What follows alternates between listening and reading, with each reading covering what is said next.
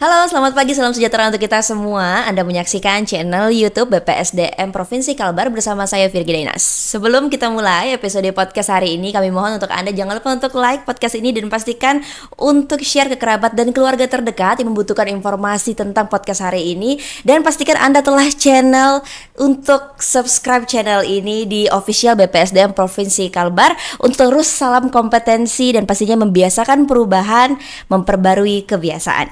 Hari ini tema kita menarik sekali. Kita akan membahas tema yang tidak dapat diabaikan, bersifat krusial dan pastinya sangat informatif bagi Anda dan untuk kerabat serta keluarga terdekat Anda. Yaitu tema hari ini adalah pelayanan kanker, jantung, stroke, urinefro atau KJSU dan kesehatan ibu dan anak atau yang biasa kita singkat dengan KIA. Bersama narasumber yang nanti pastinya akan memberikan kita ilmu penjelasan tentang tema hari ini. Nah, untuk penanganan KJSU atau KIA, tadi untuk di Kalimantan Barat sendiri kita memiliki rumah sakit umum kelas A dan pastinya fasilitas yang lumayan luar biasa dan mencukupi serta tenaga medis yang terpercaya, yaitu Rumah Sakit Umum Daerah Dr. Sudarso atau RSUD Sudarso.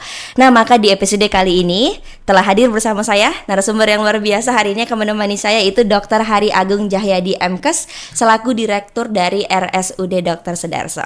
Halo Dok, selamat pagi. Selamat pagi, Assalamualaikum. Waalaikumsalam. Bagaimana kabarnya Dok hari ini? Alhamdulillah sehat. Sehat ya Dok ya. Dok, ini kita langsung aja dalam tema hari ini, kira-kira upaya pelayanan kesehatan dan untuk pengoptimalan memastikan deteksi dini, diagnosis untuk KJSU dan KIA ini seperti apa Dok? Ya, jadi Rumah Sakit Sudarso sebagai rumah sakit provinsi sudah ditunjuk oleh Kementerian Kesehatan sebagai salah satu rumah sakit dari 34 rumah sakit di Indonesia untuk mengembangkan program pelayanan nasional yang disebut dengan KJSU tadi. KJSU itu kanker, jantung, stroke, dan urinefro. Urinefro itu ginjal ya. Kemudian satu lagi yang sebagai program nasional kesehatan ibu dan anak. Kenapa kemudian pemerintah pusat menetapkan 34 rumah sakit di Indonesia? Sebenarnya adalah menunjuk rumah sakit provinsi. Jadi setiap provinsi memiliki rumah sakit yang dapat memberikan pelayanan di layanan prioritas nasional untuk level utama. Jadi di dalam pelayanan KJSU ini ada jenjangnya. Jadi level tertinggi itu adalah paripurna, kemudian level utama, kemudian level madya. Nah, bagaimana kemudian mengembangkan rumah sakit tadi untuk bisa menyiapkan SDM, menyiapkan sarana prasarana yang ada untuk bisa mencapai level utama tadi. Nah, oleh karena itu maka setiap rumah sakit dia pasti punya grand strategi 5 tahun ke depan gitu ya. Dan ini sebenarnya sudah kita lalui dalam kurun waktu 3 tahun yang lalu sampai sekarang, dan sebenarnya targetnya di tahun 2024 ini semua rumah sakit di tiap provinsi itu bisa mencapai level utama. Nah, untuk Rumah Sakit Sudarso sendiri kita di cancer dengan unit layanan terbaru radioterapi, kita sudah masuk pada level layanan utama untuk cancer. Sedangkan untuk jantung dengan layanan sampai bisa melakukan bedah jantung terbuka pada orang dewasa itu juga sudah mencapai level utama. Nah, sekarang tinggal kita meningkatkan upaya layanan yang di stroke, urinefro dan juga kesehatan ibu dan anak. Baik, menarik sekali Dok. Tadi kita membahas tentang berarti ini KJSU punya jenjang Dok ya, yang paling tinggi paripurna, kedua utama, dan di tingkat terakhir adalah madya. Dan membahas tentang strategi tadi dokter sempat mention tentang 5 tahun ke depan. Ini menarik sekali kalau kita kaitkan dengan inovasi atau adakah program khusus yang mungkin diterapkan untuk meningkatkan aksesibilitas dan pastinya kualitas nih Dok dalam KJSU dan KIA ini bagi RSUD Sudarso. Ya, memang mutu layanan rumah sakit itu sebenarnya ada dua ya, meningkatkan aksesibilitas ya, bagaimana masyarakat bisa dengan mudah, dengan cepat dan dengan murah bisa mendapatkan layanan KJSU tersebut. Nah, di samping itu selain juga akses mutu layanan sendiri ya di rumah sakit itu juga harus ditingkatkan. Nah, dalam meningkatkan mutu layanan itu ada dua hal sebenarnya. Satu, tata kelola klinisnya sendiri, nama, kemudian tata kelola rumah sakit. Dalam hal ini manajemen rumah sakit. Ini juga harus diperbaiki. Nah, untuk aksesibilitas masyarakat untuk bisa mendapatkan layanan terkait dengan program prioritas KJSU ini memang juga harus dikembangkan secara berjenjang. Jadi tidak hanya tertumpu pada Rumah Sakit Sudarso saja sebagai layanan utama.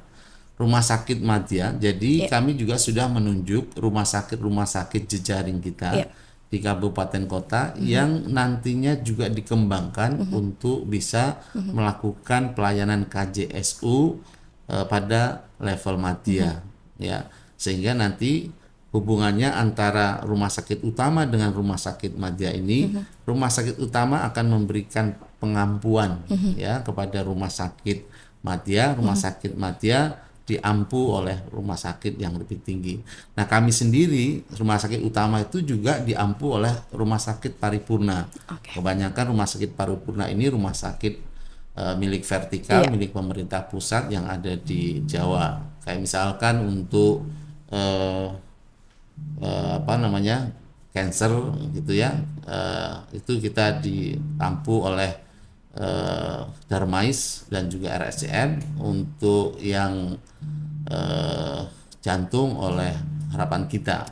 Nah, kita juga mengampu ke rumah sakit di bawahnya. Contoh misalkan untuk rumah sakit madya ini diharapkan bisa juga melakukan kateterisasi jantung. Kateterisasi jantung itu menggunakan CAT atau CAT lab ya, untuk misalkan pasang ring jantung.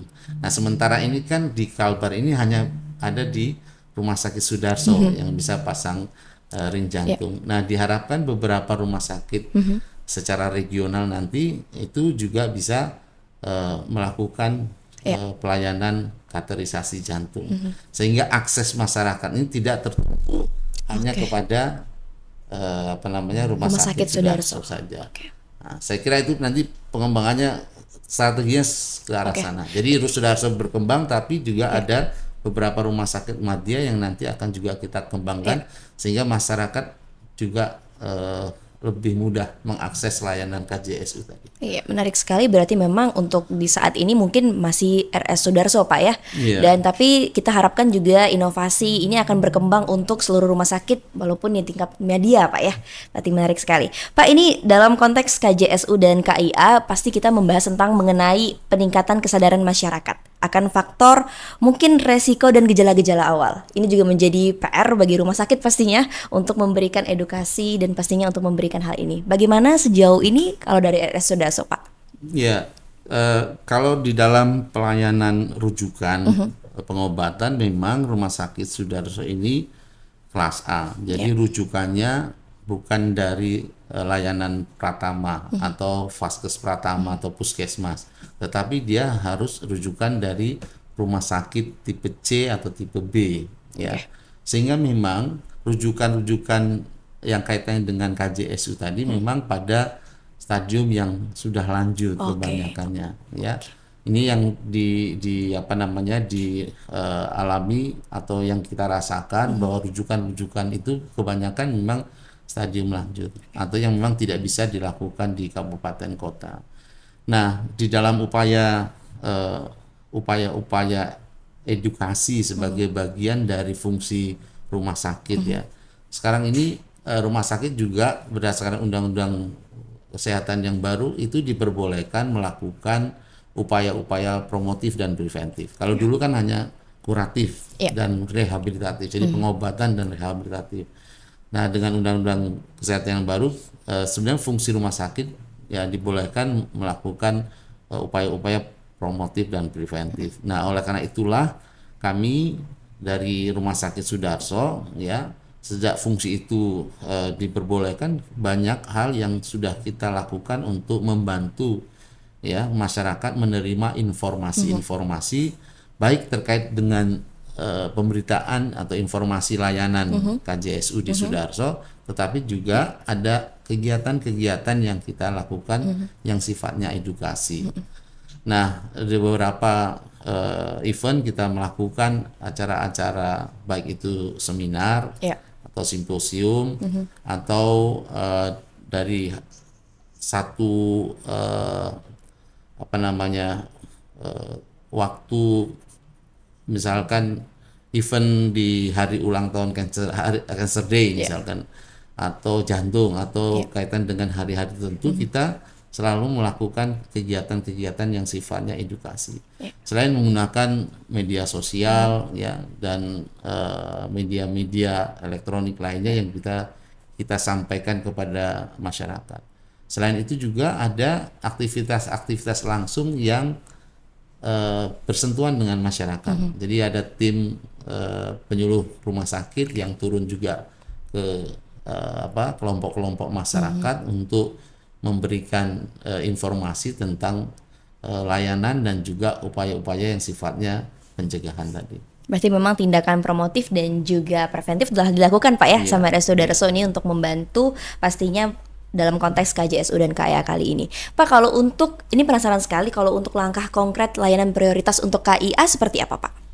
Nah, kesehatan ibu dan anak ini sebenarnya di dalam layanan level utama ada jenis-jenis layanan yang harus bisa dilakukan oleh dokter-dokter spesialis dan subspesialis, khusus dengan kaitannya dengan kandungan, ginekolog ya. Nah, oleh karena itu beberapa kasus-kasus kelainan dalam persalinan dan kaitannya dengan kasus-kasus yang kaitannya dengan ada satu masa di dalam kandungan itu harus bisa dilakukan, ditangani oleh rumah sakit Sudarso. Jadi kebanyakan memang kasus-kasus yang tersebut belum bisa dilakukan di rumah sakit kabupaten kota, sehingga dia harus dirujuk contoh yang paling banyak ini kaitannya dengan misalkan ginekolog onkologi. Misalkan ginekolog onkologi adalah satu dokter subspesialis yang menangani tumor atau kanker di dalam kandungan, atau ada massa di dalam kandungan, kista dan sebagainya. Ya, ini ada beberapa dokter yang bedah ginekolog onkologi, ada juga bedah digestif yang membantu untuk penanganan kasus ibu dan anak tersebut. Di samping juga kita tetap memberikan pelayanan untuk persalinan normal atau persalinan dengan kesulitan. Nah, ini yang saya kira rumah sakit jejaring lainnya, rumah sakit tipe C itu juga harus dikuatkan ya, persalinan yang disebut dengan kalau di Ponet dan Ponek ya. Kalau di rumah sakit itu Ponek. Jadi satu upaya kedaruratan atau emergensi di dalam obstetri, masalah-masalah kandungan yang bisa dilakukan secara secara cepat. Jadi ada misalkan kalau di rumah sakit daerah, dia juga harus bisa melakukan operasi seksio misalkan. Nah, itu di level madya. Tapi kalau di level utama bukan hanya masalah seksio tetap emergensi, tetapi yang sifatnya ada permasalahan di dalam kandungannya dengan tingkat kesulitan. Baik, menarik sekali. Ini memang lumayan luar biasa sekali Pak ya, Sudarso sudah sejauh itu dalam melayangkan prioritas untuk KIA. Pak, ini kan setiap rumah sakit pasti punya target pengembangan pelayanan prioritas. KJSU RSUD Dr. Sudarso kira-kira sejauh ini sudah berapa persen Pak kalau untuk pengembangan target? Ya, kalau dari 3 tahun yang lalu, ini tahun keempat ya, nanti tahun kelima, target kita tahun 2025 kita sudah bisa menempatkan posisi rumah sakit pada level utama pada semua layanan ya. Semua layanan artinya yang tadi KJSU sama ibu dan anak. Nah, sebagian memang kita sedang siapkan karena kaitannya dengan sumber daya manusianya. Jadi ada tindakan-tindakan yang belum bisa kita lakukan karena SDM-nya sedang kita sekolahkan ya. mudah-mudahan dengan SDM yang sudah selesai nanti tahun depan itu juga bisa melengkapi layanan yang juga melengkapi kriteria bahwa rumah sakit kita sudah memberikan layanan tingkat utama. Tetapi kalau untuk jantung dan cancer kita sudah pada level utama ya. Nah, bahkan di cancer sendiri terus kita akan kembangkan menjadi satu layanan pada level di paripurna. Jadi memang Kementerian Kesehatan juga tidak menutup peluang pada rumah sakit level utama untuk tetap meningkatkan levelnya pada level utama pada salah satu jenis layanan tersebut. Contoh yang cancer dengan radioterapi tahun ini berjalan, maka kita sudah pada level utama. Kemudian radioterapi ini juga kemudian akan dikembangkan lagi, ditingkatkan lagi. Kita tahun ini membangun untuk layanan terapi kedokteran nuklir. Ya. Dokternya alhamdulillah tahun ini sudah siap. Bangunan kita bangun dengan anggaran APBD.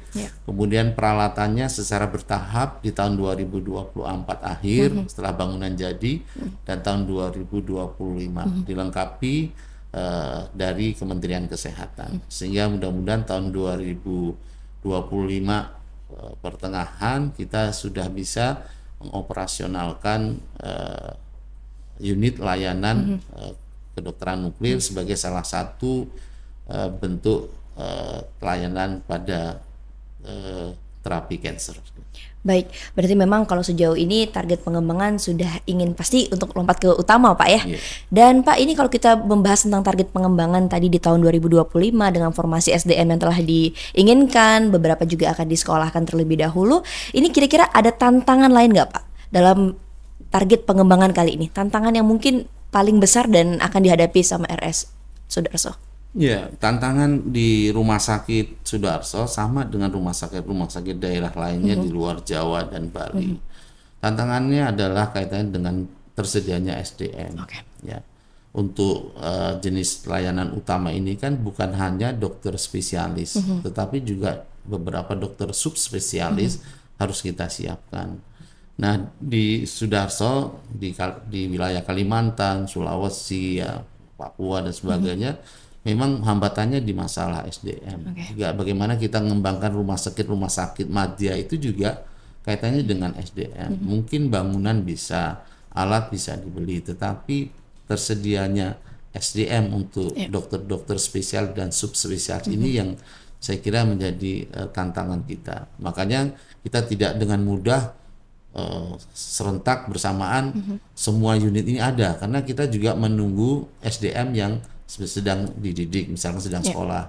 Nah, ini masih mending ada dokternya yang disekolahkan. Banyak daerah-daerah yang tidak punya, gitu ya. Mau disekolahkan SP2-nya, subspesialisnya, dokternya aja udah ada.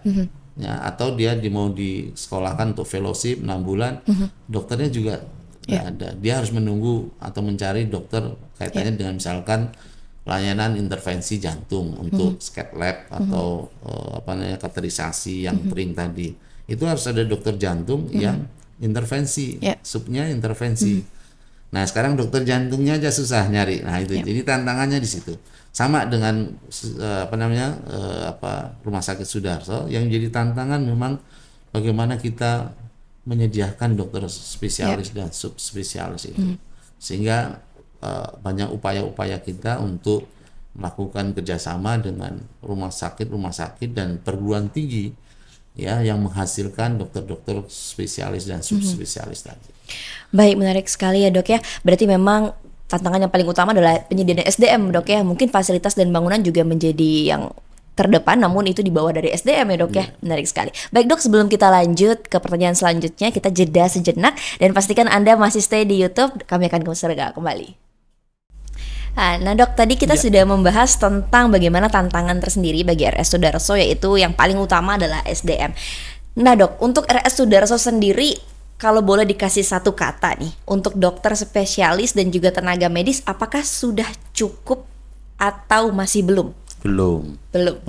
Kata satu kata belum ya. Belum. Ya, karena ketika kita bicara tingkat layanan utama sampai paripurna, bukan hanya spesialisnya saja, tetapi sudah subspesialis. Saya ambil contoh begini, pelayanan jantung, bukan cukup dokter spesialis jantung, tapi ketika kita memberikan pelayanan lebih tinggi untuk memberikan kateterisasi jantung menggunakan cath lab, sehingga masyarakat kita bisa ditolong dengan pemasangan ring di Rumah Sakit Sudarso, maka harus ada dokter jantung yang sub intervensi gitu. Nah, kita punya 2 dokter jantung intervensi. Kalau dokter jantungnya ada 6, tetapi untuk sub intervensinya ada 2. Kemudian ada lagi kalau yang terkait dengan aritmia jantung, ya ada gangguan aritmia di jantung, kemudian dia harus dilakukan ablasif ya. Di pembuluh darah yang ke arah jantung misalkan, itu juga ada subspesialisnya, ada subspesial. Jadi dokter jantung yang sekolah lagi menjadi subspesialis aritmia jantung. Yang kita punya 1 ya, baru lulus tahun 2023 awal, dan ini adalah satu-satunya dokter aritmia jantung di Kalimantan, bukan Kalimantan Barat, tetapi di Kalimantan. Nah, misalkan itu. Nah, kemudian untuk melakukan operasi bedah jantung terbuka, saat ini kita sudah melakukan operasi yang ke-14 untuk bedah jantung terbuka atau bypass, orang biasa menyebut ya. Kalau di dalam kedokteran CABG itu pasien yang ke-14 di minggu yang lalu, dan setiap bulan kita akan melakukan operasi jantung, masih terbatas ya, 2 orang sampai 3 orang. Kenapa masih terbatas? Karena kita masih dalam pengampuan. Jadi pengampuan oleh Rumah Sakit Harapan Kita. Jadi ketika melakukan operasi bersama itu nanti tandem. Jadi tim kami ada 12 tim dokter ya, dan ada tim dari Harapan Kita. Tetapi sekarang ini tandemnya sudah berkurang. Mereka hanya mengirimkan biasanya 7 tim medis dan paramedis. Kita ada 12 tim medis paramedis, mereka 7 sudah berkurang. Nanti lama-lama juga akan dikurangin. Targetnya sampai 50 pasien sampai 100 pasien ya. Mereka akan menilai kalau sudah dirasa cukup mampu untuk dilepas, maka akan dilepas, tidak diampul lagi. Nah, mudah-mudahan ini terus berjalan. Yang pasti di dalam pelayanan operasi jantung itu bukan hanya cukup 1-2 dokter saja, tetapi banyak dokter subspesialis yang melakukan. Contoh misalkan bukan hanya ada dokter jantung saja yang nanti melakukan pemeriksaan, diagnosa ya, kemudian menyiapkan operasi, tetapi juga ada dokter intervensi jantung ya, dan juga ada dokter BTKV, bedah vaskuler. Itu yang dokter bedah vaskuler, ini memang orang bedah yang untuk jantungnya. Nah, kemudian juga dokter anestesi khusus untuk jantung. Bahkan setelah selesai dioperasi atau post op-nya masuk ke ruangan untuk pemulihan, itu juga ditangani oleh dokter anestesi khusus. Jadi tidak hanya dokter anestesi yang biasa, dia juga disekolahkan khusus untuk post op operasi jantung. Memang menjadi satu tim besar. Nah, jadi inilah yang saya kira pengembangan unit layanan itu juga harus kuat di dalam merencanakan dan dalam hal penyediaan tenaga dokter-dokter spesialis dan subspesialis tadi. Baik, ini tadi Bapak sempat mention bahwa beberapa dokter malah ada yang satu-satunya Pak di Kalimantan Barat. Pak, kalau mengenai target ini Pak, kira-kira ke depan, khususnya tahun depan lah, kita melangkah ke tahun depan, kira-kira ingin nambah berapa Pak dokter? Kira-kira? Ya sebenarnya kita menambah dokter. Kalau dokter umum ya, dokter umum itu biasanya untuk IGD dan ruangan ya, dokter-dokter ruangan. Nanti seiring bertambahnya dengan tambah tempat tidur, misalnya dengan jenis layanan baru yang bertambah, memang harus juga bertambah dokternya. Kalau sekarang ini kan dokter umumnya itu sekitar 40-an orang dokter. Nah, nanti ke depannya memang harus ada penambahan dokter umum dalam mulai penanganan IGD sampai di ruangan-ruangan dokter-dokter jaga tersebut ya. Ya mungkin kalau 2 tahun ke depan bisa mungkin bertambah sekitar separuhnya dari sekarang ya. Artinya 50% ke depan kita harus menyiapkan ya. Kemudian Tapi kalau dokter-dokter spesialis dan subspesialis, saya kira kita masih membutuhkan dokter-dokter spesialis dan subspesialis ya pada bagian-bagian tertentu. Nah, untuk KJSU sendiri memang kita masih membutuhkan beberapa tambahan dokter-dokter khususnya untuk di dalam penanganan stroke ya, kemudian uronefro. Jadi uronefro ini urologi ya, ginjal. Itu memang pasiennya banyak ya. Jumlah dokter urologi di Kalbar ini tidak sedikit, banyak, Pak, sedikit ya. Kami waktu itu hanya punya 1 sehingga antriannya sangat panjang, dan alhamdulillah di awal tahun ini kita menambah 1 dokter konsultan urologi itu bisa mengurangi jumlah antrian yang panjang sehingga kita ada 2. Tetapi kedepannya memang punya target ya, dalam kurun waktu 2-3 tahun ke depan kita memang harus bisa melakukan misalkan tindakan-tindakan yang lebih complicated di unit-unit layanan tersebut ya, kayak misalkan kalau di jantung, bedah jantung terbuka dewasa sudah, tapi kan anak belum ya. Kalau anak itu di paripurna, itu juga membutuhkan dokter-dokter subspesialis bedah jantung anak. Nah, kalau misalkan cancer, alhamdulillah nanti sudah sampai radionuklir. Kalau radionuklir dokter-dokternya sudah kita siapkan. Tetapi kalau yang stroke dan kemudian urologi ini memang baru beberapa dokter subspesialis yang sementara ini ada sebagian yang kita sekolahkan ya, kurun waktu ada yang 1 tahun 2 tahun ke depan baru selesai. Jadi kalau segi jumlah spesialis kita sekarang ada 81 ya, sekitar 12 dokter subspesialis ya.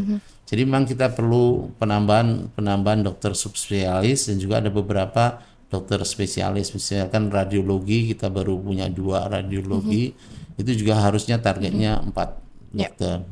Jadi kalau kita hitung dalam kurun waktu 3 tahun ke depan ya, paling tidak sekitar 25-30 dokter spesialis masih kita butuhkan. Wow, luar biasa sekali ya. Berarti memang penambahan yang cukup masif, Pak ya, diinginkan pastinya oleh RS Sudarso.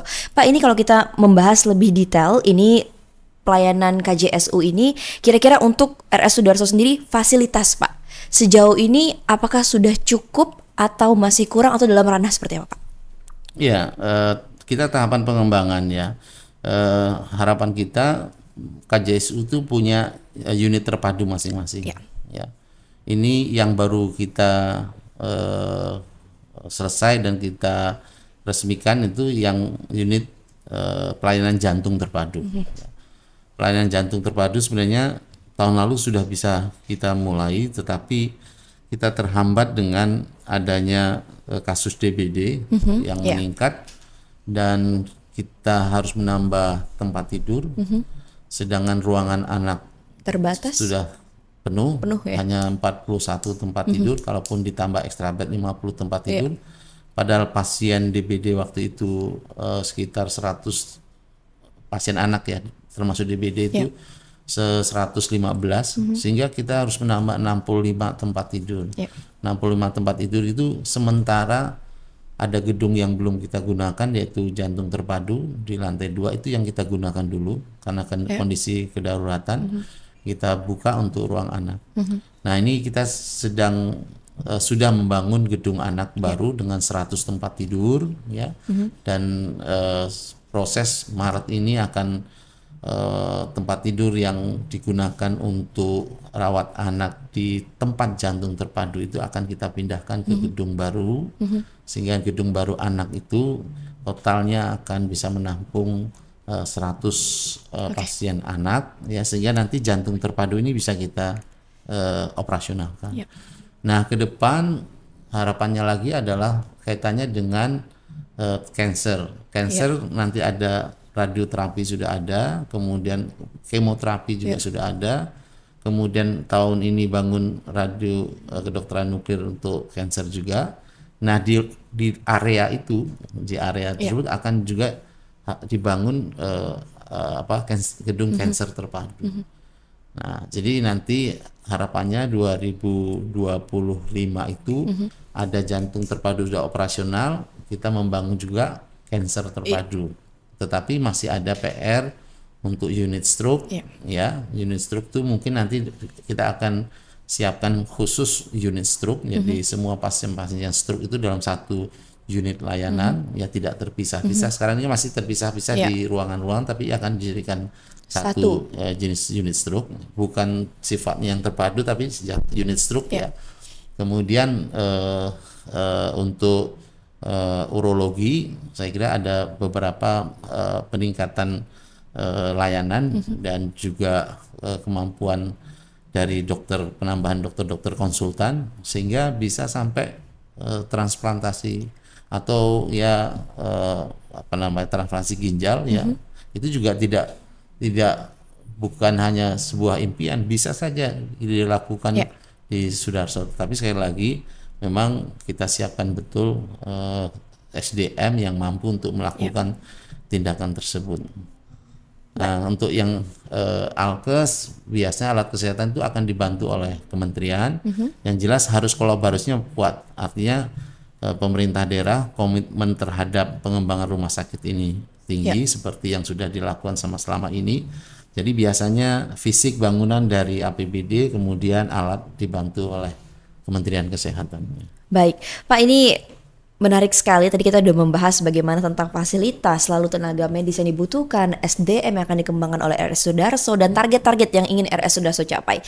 Ini ada fakta yang menarik bahwa akhir ini atau baru-baru ini RS Sudarso melaunching unit transfusi darah rumah sakit atau UTDRS. Ini bisa diceritakan sedikit Pak, pelauncingan ini pasti ini akan berkaitan erat dengan penanganan KJSU dan juga KIA.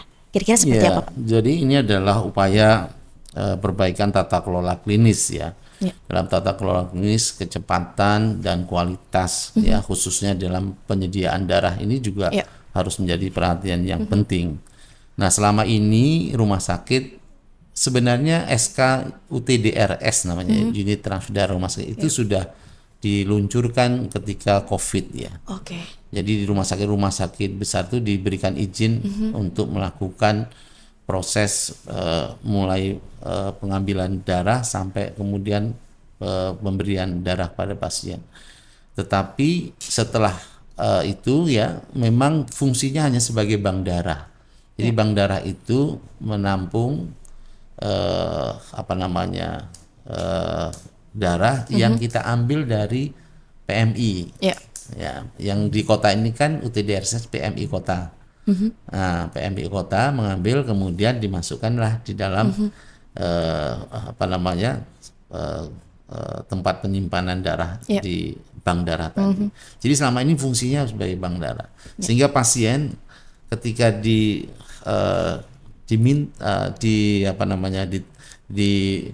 oleh dokternya diputuskan untuk operasi atau pemberian tambahan darah dan sebagainya, dia harus mencari atau mengambil ke PMI. Ya, PMI kalau seandainya bank darahnya kosong. Tapi kalau bank darah masih ada, dia tetap juga memberikan donor pengganti ke PMI. Nah, kadang kalau kosong dia harus cari ke PMI, ngambil sendiri begitu. Nah, ini kan aksesnya lama sehingga menurunkan kualitas darah itu sendiri. Nah, oleh karena itulah rumah sakit mengembangkan ya menjadi UTDRS.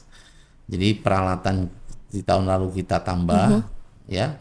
Sebenarnya peralatan utamanya sudah ada pada waktu COVID sebenarnya. Tetapi peralatan pendukungnya untuk sebagai UTDRS baru kita lengkapi di tahun 2023.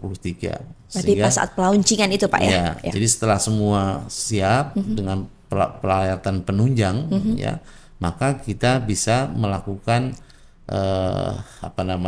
pengambilan darah sampai produksi darah, baik itu darah segarnya ataupun plasma atau trombositnya dan sebagainya, itu sudah bisa kita siapkan di Rumah Sakit Sudarso. Jadi itu akan mempercepat layanan ya, akses tadi ya, layanan, tapi juga kualitas dari darahnya sendiri. Jadi kualitas darahnya akan lebih baik dengan rentang waktu yang sangat cepat tadi. Baik, menarik sekali ya, luar biasa sekali. Bagaimana tentang launching UTDRS ini selalu bisa menjadi garda terdepan untuk membantu Pak ya penanganan KJSU dan juga KIA. Pak, ini cukup menarik juga. Ini saya ingin mengucapkan rasa apresiasi pastinya dari kami ketika RS Sudarso ini sudah lumayan sibuk, sangat sibuk bahkan bisa dibilang. Tapi masih ada beberapa program seperti Sudarso Berbagi, Sudarso Belajar, Sudarso Mendunia, dan Sudarso Menyapa yang dimana ini membuat indeks kepuasan masyarakat di 2019 hingga 2013 relatif meningkat Pak.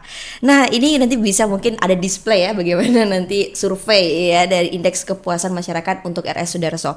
Nah kira-kira Pak, ini dalam meningkatkan internal nih Pak.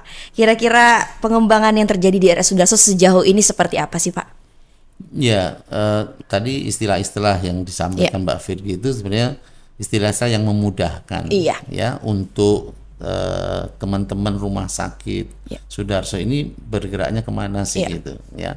Ya kalau dalam istilah Anyon, ini adalah strategiknya.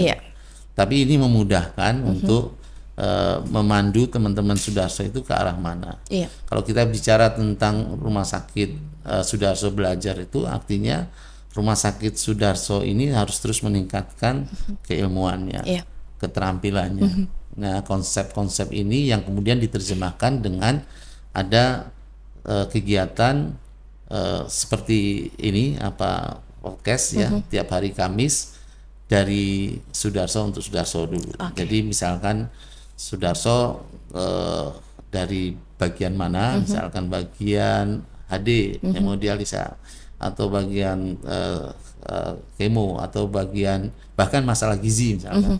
Nah itu mereka akan menyampaikan materi ya kemudian secara daring ya.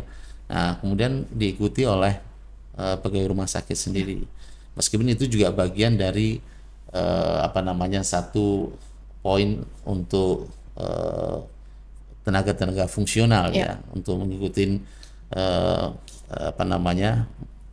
event-event ceramah ilmiah dan sebagainya.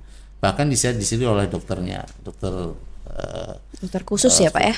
Spesialisnya yang diberikan disampaikan untuk perawat dan sebagainya.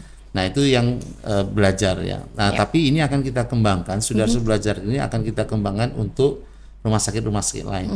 Ini sedang kita siapkan ke depan bahwa Sudarso Belajar ini juga nanti bermanfaat untuk rumah sakit jejaring sekitarnya. Jadi setiap hari Kamis mereka akan mendapatkan materi-materi keilmuan yang bisa didengarkan oleh rumah sakit lainnya.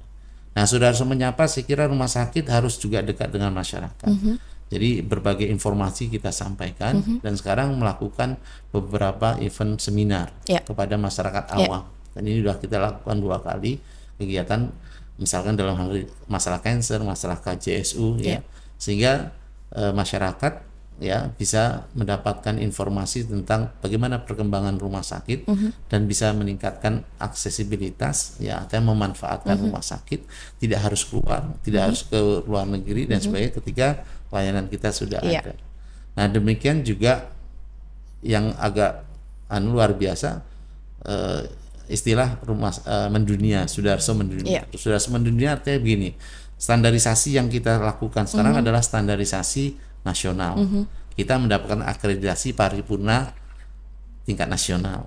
Tetapi untuk rumah sakit level tipe A memang diharapkan dia punya hospital sister hospital ya. Dengan siapa? Dengan rumah sakit luar negeri sebenarnya. Nah, gitu. Sehingga kalau kita hanya standar nasional ya tidak cukup. Kita harus akreditasinya nanti akreditasi standar internasional. Itulah yang kita maksud bahwa kita juga menjadi rumah sakit yang mendunia dengan standarisasi internasional. Nah ini guidance untuk supaya teman-teman rumah sakit itu bergeraknya ke arah sana. Dan pastinya semoga program ini terus berjalan Pak ya dan terus berkembang. Baik Pak, salah satu pertanyaan terakhir nih Pak. Kira-kira yang menjadi agenda terdekat atau yang ingin dicapai ke depannya bagi RS Sudarso apa Pak? Jadi program KJS ini mudah-mudahan secara cepat bisa kita realisasikan pada tahun 2025, bukan hanya jantung cancer tetapi untuk stroke dan urologi dengan kesehatan ibu dan anak. Dan kemudian banyak hal yang kita sampaikan ke masyarakat untuk mengurangi jumlah rujukan sebenarnya. Rujukan ke luar negeri, rujukan ke rumah sakit di lain provinsi. Dan kegiatan-kegiatan dalam waktu dekat yang akan kita lakukan juga meningkatkan edukasi ke masyarakat, ya, informasi itu terus kita sampaikan sehingga masyarakat itu betul-betul mendapatkan informasi bahwa layanan di Sudarso itu sudah meningkat, sudah berbagai layanan sudah ada, sehingga dia tidak lagi harus mengakses layanan keluar provinsi atau keluar negeri.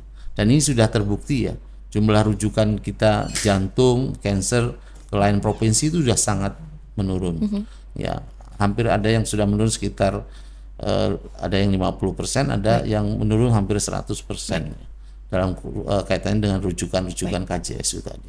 Baik, kita doakan semoga target-target terdepannya memang cepat bisa terlaksana, Pak, ya. Baik, semoga faktor eksternal dan internal juga mendukung hal tersebut. Pak, ini closing statement, boleh Pak memberikan himbauan, promosi atau apapun, Pak, singkat saja untuk seluruh masyarakat pastinya. Silakan, Pak. Ya, saya kepada masyarakat Kalimantan Barat, silakan mengakses layanan Rumah Sakit Sudarso. Kalau Rumah Sakit Sudarso sudah berubah, sudah sangat berbeda, jenis layanannya sudah sangat bertambah, sehingga beberapa layanan yang harus dirujuk ke provinsi lain bahkan keluar negeri sudah bisa dilakukan atau disediakan oleh Rumah Sakit Sudarso. Maka mari sama-sama kita besarkan, kita kembangkan Rumah Sakit Sudarso, jadikan Rumah Sakit Sudarso ini betul-betul menjadi rumah kita sendiri, kita manfaatkan untuk masyarakat Kalimantan Barat.